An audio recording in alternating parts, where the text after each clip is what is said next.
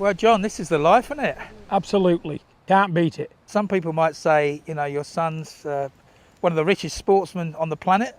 What are you doing stuck out in the middle of the countryside in an old 1950s caravan? The best things in life are free for me. You know, and I've got the biggest garden in the world. Look round you. Tyson's not even got a garden like that, has he? Hundreds of acres of land. I watch sunrise and I watch it set. And that's millionaire's paradise for me. You know, I can cook my food on my fire, drink my tea at my kettle, like generations of people have done before me. And I'm going to keep doing it. Nothing in this world interests me of that side of it. Materialistic things don't interest me at all, as you can see. You know, people say there's great wealth in your family. Yes, my son, not me. And me as a gypsy, it's a cultural thing. You don't take off your kids, you give to them. And that's what I stand by. You know, I'm not a rich man, but I'm rich in other things. My son's who he is, #1 on the planet. His name will be spoke about in folklore for hundreds of years. That's payment on its own for me. What did you make of the fight? I mean, for the neutral, as they say, it was one of the most exciting fights of all time. As the father of one of the participants, it must have been more than a little nervy for you. To be honest with you, you know, it wasn't a boxing match, was it? You know, because Tyson was very badly injured going into that fight. He had to have chromosome injections in both elbows. Both elbows was numb. He's since had an operation, a 6-hour all day in the hospital having it sorted out his elbows because I think he had some bone spurs we had to get removed. Common thing in sportsmen, especially boxers. And yeah, he was handicapped from the beginning. But the boxing side of it, you know, he went out the window because I knew he was going to be like that from now on. When I seen him, the look in his eye, he just wanted to destroy, seek and destroy, and that's what he did. You know, and believe me, exciting for the paying public. Probably one of the most exciting heavyweight fights you'll see. But boxing-wise, he didn't do nothing. They trained. They couldn't have trained for that, could they? No. Well, I mean, his training camp was disrupted anyway. Of course, you know, baby Athena. You know, all the problems. Thank God that you know she came through that. I mean, it was a far from ideal preparation. To be honest with you, I think he only had about three and a half weeks to train for it. He was in when I was in all day hospital in Liverpool with him. He was at his low point. He couldn't be any lower. But to go from there 4 weeks later and do what he did, he's moving mountains, this man. And was he fit? No, not at all. And I wasn't going to say anything different. I was saying, yeah, you've had a good camp, son, you've done this, you've done that. I was trying to be positive. But in my mind, I knew the truth, that he was only 50% of what he should be because he had too many problems. He had the COVID in July when it was first meant to take place. Then he got the problems with his daughter. You can't get your head straight from that within weeks, and that's what he did. And to perform like he did, you know, and I could see it was ring rust, 20 months out of the ring, and he thought, yep, okay, to hell with the boxing. It's not going to work. I'm ring rusty. Let's have it. Let's have a war. And he stood toe to toe with him, and it was a thrilling affair. But it shortens careers, doesn't it? And with Tyson being an exemplary boxer like he is, it hurts me to see him get as much stick as that. And the right hand he took was a rookie move, wasn't it? He walked straight onto it. The old Tyson would not have done that. And at that rate, looking at that fight, Tyson don't need a trainer, does he? Well, because he's doing his own thing when he goes in there anyway. Because they couldn't have trained for that because that was a slugfest, wasn't it? Yeah, I think you're right because it struck me like I think it was the press conference or the weigh-in. I've never seen him so angry as that. I mean, he normally plays the mind games, has a bit of a crack, but he had to apologise for his swearing afterwards. He was really wound up. And to be honest with you, he knew, because he said to me afterwards, he said, you knew what I knew. I said, yep, and it bothered me. He said, I couldn't box, so I couldn't work my jab. He said, if I'd have missed with a jab, the pain, it would have put me in limp mode. He said, I wouldn't be able to fight. He said, the pain when I was throwing the jab was unbearable. He said, I was fighting two people in there. I was fighting the pain in my own body and him. So he said, the only thing I could do is get close and make a war of it. He said, I know I wanted to win more than him. He said, and that was it. He said, seek and destroy or be destroyed. That was my motto, he said. He either gets me or I get him. He said, all went out the window after the fourth round when I got the knockdown. He said, I looked up and thought, here we are again, dogfight mode. This is where I got to go, trench warfare. And he was in there. And he's prepared to do that for as long as it took. And thank God that he was the winner.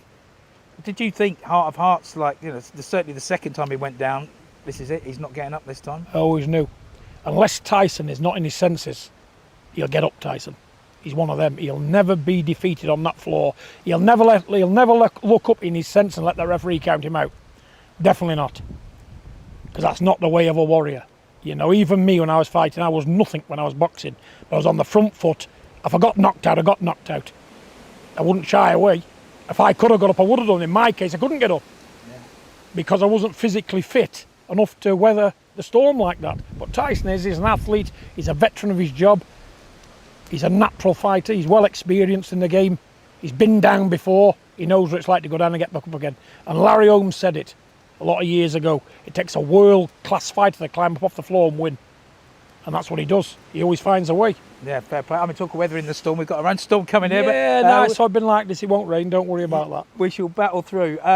Yeah, I mean, just coming back to the elbows, that was, I mean, fair play to Tyson as well. I mean, he could have made an excuse about, well, a valid excuse, could have got the fight put back again, but like you say, he's a warrior and he just... For me, it was worrying for me, to be honest with you, because you know what? I said, you're pleasing other people at your own cost. I said, you're not physically ready for this. I said, nobody's going to blame you, you'll get a lot of flack. I said, but do it properly. He said, no. He said, we've been here before. This is where I'm at. I'm handicapped. I'm going into the fight injured. We know that, he said, but I've still got to do it. I've still got to do this. He says, like people going over the top in the First World War. He said, they had to do it. I'm in the same position. I've got to do it. Because if I don't, he said, it's over for me anyway. You know, but what a man. I can only commend him. I sit here around his fire at night time and all I can think about is that fighting him. What he must have been going through. What mindset he was in. But I'd never seen a look in his eye like before. Do you see the look in his eyes when he come to the middle of the ring? You know, that look, I've never seen him like that before. Yeah. What was he seeing through them eyes though when he was looking at Wilder? I don't know, yeah, you're right. It was just like possessed almost, you know. It was like, you know, or, you know. His eyes was twisting with venom and ill intentions. And I know, there we go, L's coming to breakfast here at some point. Although he's going to try and do what he can do, but when it don't work, he's going to switch and he's going to do what he's going to do in here. But that's what he does. But it's not Tyson. Tyson's a slick boxer. You know, what I would have done if I'd have been him, I'd have mixed a bit of slick boxing with that stuff. But he wasn't physically fit enough to do that. He hadn't had time to do it. And it's easy to stand there toe to toe than move around boxing when you're not in proper condition, you know. But he sparred too many rounds for my liking. 10s and 12 rounds, should know better than that. You don't need that amount of sparring. It's like having 2 12-round fights in 1 week. You don't need that amount of sparring. Even though you've got headgear on big gloves, you still got gigantic men swinging away at you, still taking stick, and it does take the edge off you. But I thought he should have knew that. I thought Sugar Hill should have knew that, but they didn't. You know, and that's what it is, you know. But they've got away with it, haven't they? It worked for Tyson, but it's not how they've got away with it. Tyson's that damn good. And he's got this burning desire never to be defeated by another man. If you never had that, where would you go with it? Yeah. Where would you go with it? Well, I saw it again at the end of the fight when Tyson was, you know, leaning over the ropes, saying a prayer with Shane next to him. Again, never seen him as emotional as that. It was almost like kind of the biggest win of his career. I'm not saying it was the most important one, but it was like, it was so hard fought. I'll tell you why he was emotional and all the family was emotional. Because they knew, like I knew, what he'd gone through on the build-up to it. He's done the impossible. You know, and even Tyson disbelieves himself. How have I done this? How have I pulled it off? You know, divine intervention. That's what Tyson thinks in his own mind, because he knows one man on his own is not powerful to do what he does. You know, I know he does it physically, but to be honest with you, it's out of this world what he does. Because a lot of people with these problems wouldn't even think about that. 3 weeks later, when his daughter was dead, she flatlined for 3 minutes. It was over. He was shattered. I took him before the problem on a run in Liverpool. His lungs on fire. He said, I've just done that. It was 3 miles. It says, nearly killed me, that. That was 3 weeks before that. You know, and I'm thinking to myself, as a dad, what do you do here? You know, but I'm the father. We know that. But he will do as he's going to do anyway, regardless of what I say. And they all have that way mindset. Even Tommy, he'll do what he's going to do anyway. You know, and like the rest of the boys, all I can do is give me opinion. But if I'd have had my way, it would have never took place. But if he wants to carry on boxing, he's got to fight different than that. Yeah. Well, he's going to have a short career. I suppose as well, as you say, he was kind of forced into that. Forced into it. Yeah. Forced into it. His back was against the wall. He said, what do I do? Look bad. He said, a lot of people depending on me. Me fans. I said, those real fans, do they care about you? If they cared about you, they wouldn't want you to do this. But he said, He wears his heart on his sleeve, Tyson. And he gets that thing in his head where, you know what's going to be is going to be. I can only do the best I can, I'm going to do it anyway. That's why I was trying to be positive all the time, saying he's had a good camp, he's been sensible, he's done this, that and the other. I'm trying to give him drive as a father. But if I'd have been negative right the way down the pipe and said, don't do it, son, you're not ready, son, you've got a million problems, you're not right, this and that's wrong, it's all wrong, I'd have put him down, and he's going to do it anyway. Yeah. And when you know a man's going to war, even though you know it's not right in your own head, you're going to try and give him some courage and confidence, aren't you? Yeah, of course. And as a father, I think I'm good at that. But he knew what I was thinking. You know, it's nerve-wracking for me because you just don't know the outcome of things like that when you're not proper fit. And that punch would have shot an ox down, wouldn't it? Yeah. His full body quivered like a jelly on a plate. No, I did say that any other fighter in the world, I think that's Wilder. It's all over in full. I think that's the hardest he's been hitting his full career. It was even harder than when he got knocked down in the first fight. Because them punches there, what he took in that third fight, they stay with you. They stay with you, them. And it was in the Haley on the fight, 4th round. And now Haley got to round 11 and he stoked his fire up, but then he was ready for a 20-rounder, wasn't he? Yeah. He was going nowhere, Tyson. And I think Wilder, to his credit, I mean, he gave it all in those first 5-6 rounds, and then he was gassed after that, wasn't he? I think he did. But he was fair play to me. He said he wanted to go out on his shield, and that's what he did. He went out on his shield this time. He'll have an headache for quite a while, I think, don't you? Yeah. But who was it now? Steve Cunningham a few years ago. Yeah, remember that. He done a 60. They used to do 2-minute interviews, didn't he, in the back of the Boxing News and that. And they asked him a question. What was your hardest fight you've ever had? He said, without a doubt, Tyson Fury. He said, why? He said, it was like fighting 2 people in there. The strength of the man, the will to win. Yeah. You know, he's been down, he keeps getting back up. Unless he's counted out and he can't get up at all and he's out of his senses, this man's going to get to his feet every time, isn't he? But there's only so long you can keep doing that. And I know the fight game inside out. You can't keep going to the well like that. Because all of a sudden you fight one day and a jab will knock you over. Your punch resistance goes through sheer punishment. You know, but he has a good hard-earned rest now. And what he wants to do is up to him. I said, retire, you've done enough. He's won everything. He's got no more to prove. Yeah. You know, he's got millions and millions of pounds in the bank. He's secure for life. You know, there's more to life than get your brains rattled, isn't there, to please the public. You know, but he's his own man. He'll do what he's going to do. But for me, I'd like him to call it a draw now. You know, and there'll always be somebody, won't they? Like I said to him the other day, there's always going to be a Usyk, and after him there'll be somebody else and somebody else. You can't go on forever with it all, you know. And he's beat the best man of his era 3 times in a row. He's fought the most dangerous man on the planet 3 times and beat him 3 times. What more can he do? And we all know, even though we don't want to know, the public I'm on about, they think Usyk will do this, Usyk will do this. I'm telling you now, Usyk will do nothing with a man like him. You know, but I know Tyson, he'll spend 2 months at home, he'll want the smell of that sweat and leather again, won't he? And he'll come out again. I think Tyson will be boxing while he's 40-year-old, he can't help himself. He really can't. It's what's in him. He's what they call a human pit bull terrier, isn't he? Without fighting in their life, they got nothing. Yeah. You know, but like I say, you got to have a bit of sense, haven't you, as well? So is your gut feeling that he'll come back? Maybe. I mean, if say he's got 3 fights left, I mean, Usyk, Joshua. Joshua, what can you do with Joshua? Joshua's a beaten thing, isn't he? Come on, let's be honest about it. After watching them 2 men go to war, do you think Joshua will ever stand with any of them men? You know, I'll tell you now, none of them men will even fight Wilder. Usyk won't fight Wilder, too dangerous. Joshua will definitely not go down that road. You know, Dillian Whyte's pulled out from Otto Wallin. You know why? Listen to what I said. He's thought, hang on a minute, John knows his stuff. I'm not fighting Wallin. I'm going to get turned over probably. I won't get my title shot then. You know, it takes them to listen to my videos. And he thinks to himself, because it's all on. And when he heard me talk about Wallin, because Wallin's a danger to anybody. Yeah. Of course he is. You know, and he thought, I'm not having that smoke. I'll wait. He's not having that see what smoke, he's waiting for. He's waiting for your boy, I think, and he's waiting for Tyson. Well, I don't know. Don't see what he's going to do with Tyson. If Povetkin chinned him, you know, and on the second time he come back, the Povetkin fight when he fought Dillian Whyte again, he just rolled up for the money, Povetkin. He didn't look like he was a threat to anybody, did he? He looked an old man overnight, Povetkin. Tyson is in a different league to these heavyweights. Different. But if they want to get a payday, be nice to him. say nice things about him and he might just give you a payday. But if you keep being horrible to him and trying to big yourself up to be this, that and the other to make a fight, Tyson will go the other way. He'll give somebody else the opportunity. Dillian Whyte, be nice to Tyson. You just be nice to him, start blowing smoke up his you-know-what, and then you might get a shot, kid. Yeah, I spoke to Dillian Whyte about Tyson about 2 years ago, and said Dillian Whyte he couldn't drop his granny. It was joking, but yeah, I don't think Tyson. Listen, the man can fight Corsic. I'm not calling Dillian Whyte. He's not in the class of my son. No. But neither is anybody else. Tyson's a country mile above everybody else, and Tyson ain't fit.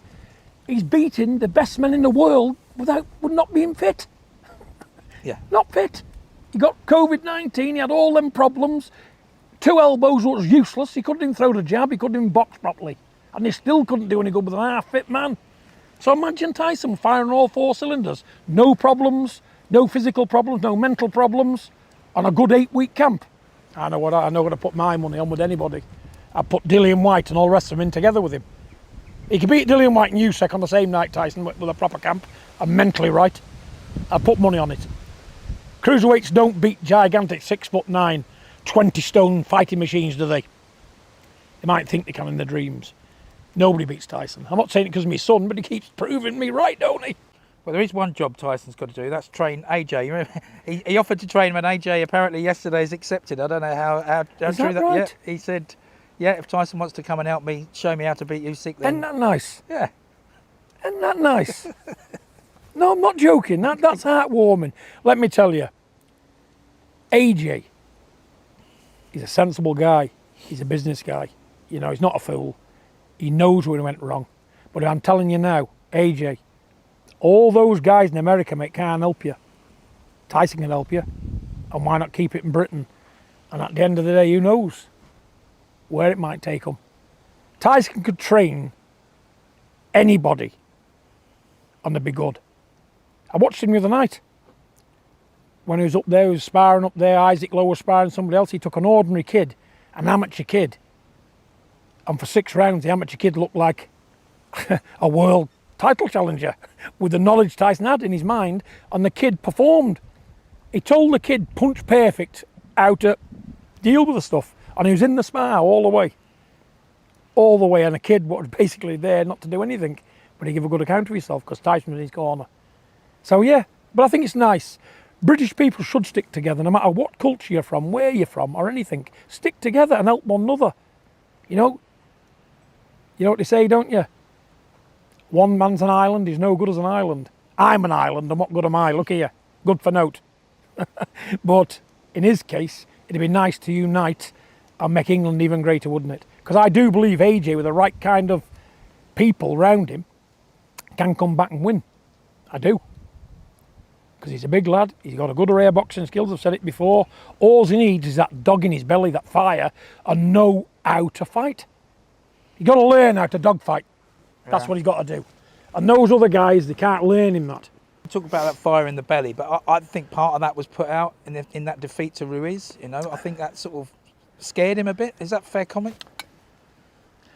I don't know. Fair comment or not. All fights are different, aren't they? Ruiz 1, Ruiz 2, totally different. He's shown he has a resilience to come back and win titles. You know, and everybody's being hard on everybody. You know, it's sometimes up to you, the fighter. Your trainer can only do so much for you. You go in there with a game plan. It's what you've trained for. Sometimes you can get it right on the night and sometimes you don't.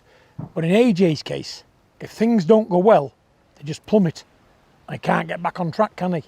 And you've got to ask yourself why. But is that, you know, you mentioned all the guys he's been over to see in America. Is that at the door of his trainer, of McCracken? I'm not going to knock Robert McCracken, because I know, looking at that fight, because I watched it again, Robert McCracken was trying to keep him on his feet. He was giving him the advice to get to the 12th round, not get stopped. Because I think if AJ would have fought any other way, he would have got stopped. Usyk would have knocked him out. So it was just it was like a caution sort of thing, and happy to come second best, because what can you do if your man's in that frame of mind? It's your job as a trainer to keep him on his feet, and whether he wins or not It's a different matter. But Robert McCracken has saved his life, really, because he can come again. Can you imagine if Usyk would have counted him out? That would have been AJ finish for good, wouldn't it? So Robert McCracken, I think, he saved him for another day. He can come back from that defeat because it wasn't that bad. And why it wasn't that bad is down to Robert McCracken. You know, he's not a bad trainer, isn't Robert McCracken? But like I say, does he teach dogfighting when he needs to? That's just it. I mean, do you think it's more in the head then with AJ? As in, he's got the tools. It's mental, 1,000,000%. You know, because with a strong mind you can do anything. I was always told there's no such thing as can't. And when you think about it hard enough, there's not many things you can't do if you set your mind to it. And with a man that big, he can punch. He's got the right physique. You know, he's got everything to be a good, great fighter. But all he needs to do is get the knowledge of what's missing. And that knowledge is learn how to go in trench warfare with your mind intact, with that belief in yourself, right, I'm going to die here today, it's you or me. And without that mentality, you'll always spew it. You look for the back door every time without that mentality. And for my money, you know, he's not looking for the back door. He didn't look, he could have took the back door with Klitschko in the 5th round, he didn't. You know, yes, he got beat up by Ruiz, but he didn't take the back door, did he? He got stopped, he was out on his feet, that was it, he couldn't fight anymore. He didn't hit the canvas and stay down, did he? You know what I'm saying? He got up. So he's got something to work with, hasn't he? You know, and when you look at it in depth, he's got a lot you can work with. But you know, I'd have kept McCracken, me, because he's been with him all this time. You got to show him loyalty. He's done the best he could for him. And obviously Robert McCracken had his best interest at heart, didn't he? All he needs to do is get somebody there what can teach him different stuff and then combine it together, work together with it. Do what Robert does, do what this other so-called new guy can do. If they're out there. I don't think they're out there. And, you know, maybe take Tyson up on his offer and Listen, Tyson can make him a different fighter. Yeah, but still not good enough to beat him. Still you never know. Listen, hey, listen. Go back to the westerns, you know. Great gunfighters used to teach kids. The kids come up and beat the gunfighter, didn't they? You know, listen, things happen. Boxing's a bizarre sport. You know, but I'd like to see him do well. You know, if he wants to take Tyson up on it, good on him. I just wanted to ask about Tommy, because I believe he's gone out to the States, so this fight is on. Yeah, it's on. But you know, until two men's in the ring facing each other, there's a lot of water to cover yet with that one. He's out there training, you know, but like I say, I'm not happy with the way these other people's performed.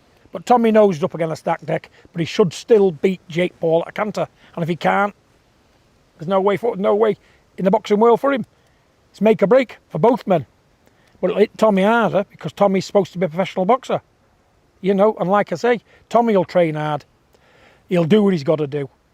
But has Tommy got the skill to beat him? Yes. Has he got the power to knock him out? Yes. All it is with Tommy, he's young. Can he handle a big occasion on the night? You know, but I'm sure he's thought about it many times before. He's got the king of the ring in his corner. Tyson's going to be in his corner that night. I think Tyson's flying out in a few weeks to help him out. You know, because whatever desire he's missing, Tyson will put there. I'm sure of that. But am I confident he can beat Jake Paul? Of course I am. The only thing that can beat Tommy on that night is Tommy. His mindset. You know, but I'm happy with them other Jake Paul, no. You see what they are, aren't you? They're being awkward. You know, the contract's been bizarre anyway. If I was going to go through what they put in this contract, well, we'd be here all day. You know what I've said? Yes to everything. Yes, yes, yes, yes. Do what you've got to do. Because I know Jake Paul can't beat Tommy, no matter what he does. Tyson will sort his head out. So I'm looking for a Tommy win in explosive fashion. End of Jake Paul. And then we'll move on to the brother, Logan.